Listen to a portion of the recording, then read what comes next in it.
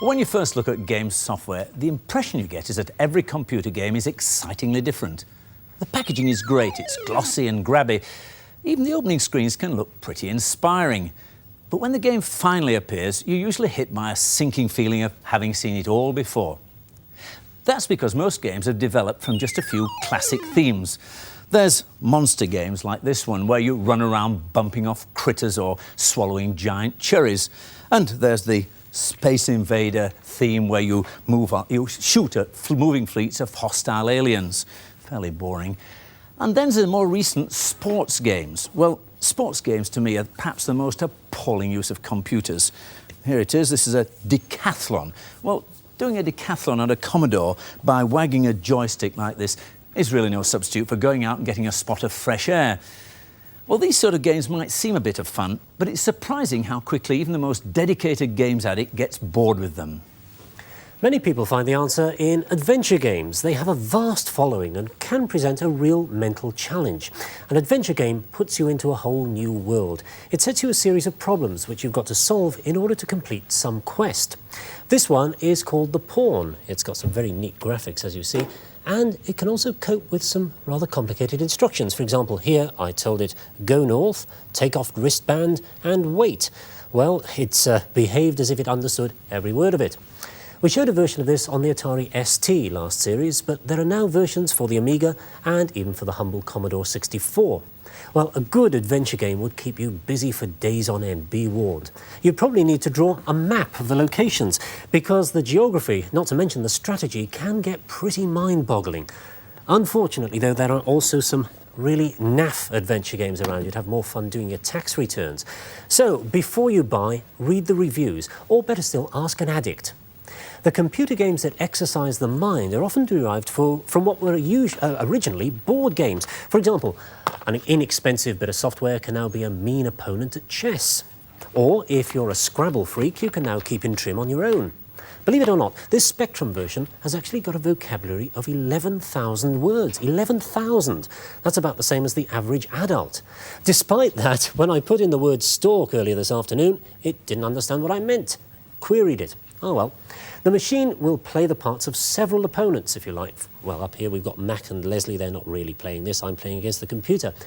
And it has all the traditional features. For example, you can swap letters if you like, or you can juggle them about like this. It's quite nice.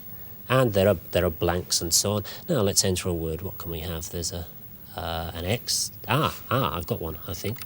Don't know if I'm allowed this on television before 9 o'clock, but what about S-E-X? Can I get away with that?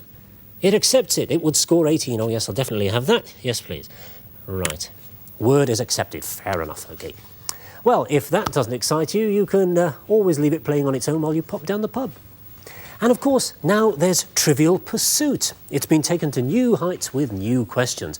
Well, new trivial questions, that is. They now include graphics and sound, but you are expected to be honest. Well, let's press this button and off we go. See what we get. It's going to be a science question. Well, that might be a help. What are hardened mollusk secretions? Oh, my giddy aunt. I've no idea, but OK, supposing I said they're a form of tea bag. I don't know. Pearls, did you get it right? Yes, I say, of course I did. And I win the point. Well, of course, it's really supposed to be played in a group. But I can't help thinking that this version would appeal to computer freaks rather more than Trivial Pursuit fanatics. Well, so much for board games. What about a creative arcade game? Is there such a thing? Yes, there is. This Pinball Construction Set lets you design your own pinball machine. And you can even change things. Well, first of all, you play it like a conventional pinball, if you remember these things.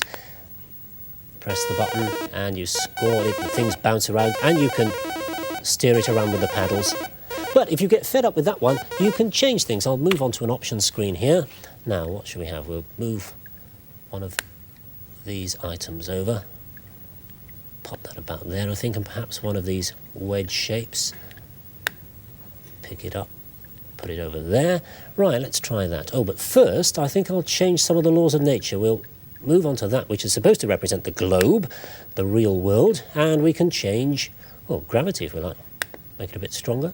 Oh, no, let's make it a bit lighter, see what happens. And elasticity, that's the bounce of the ball, so we'll change that a bit. Pull that down here. Right, quit that. back into play mode, which is that icon there. There it is. Now let's try that. Oh, you see, well, gravity really has reduced there. I'm playing this on the moon or something. Let's see if I can catch that ball next time it comes down. Ah, got it.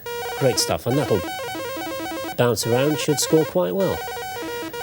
So, even the old home micro can run good... Oh, shut up, will you? That's enough. Fine, thanks. Even the old home micro can run good games, but the newer machines, which have got more memory, better graphics, and faster processing, can handle even smarter games. Have a look at this one, Marble Madness on the Amiga. Now, basically, this is a very simple game. All I've got to do is steer this marble around, up and down these ramps and over these surfaces here. So there's nothing special about that, but what does make this game special is these graphics. Takes a bit of a steady hand, but... got it there. Not too difficult, but the graphics are terrific, real arcade quality. So, if you've never played a computer game, don't dismiss them. There are games for all mentalities. It's just that the good games are hidden behind a mass of crude shoot-'em-ups.